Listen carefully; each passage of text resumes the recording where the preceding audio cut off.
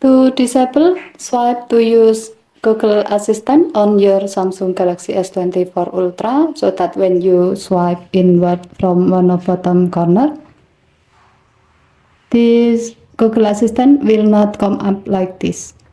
To do so, swipe down the top of the screen and then tap setting icon. Scroll down the screen to find display. Tap display. Scroll down the screen. Tap navigation bar. And then tap the blue on off switch next to Assistant app until the switch turns gray to turn it off.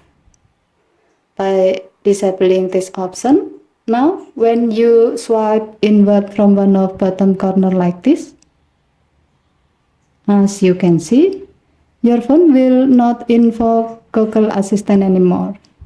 Okay, thank you for watching. Have a nice day.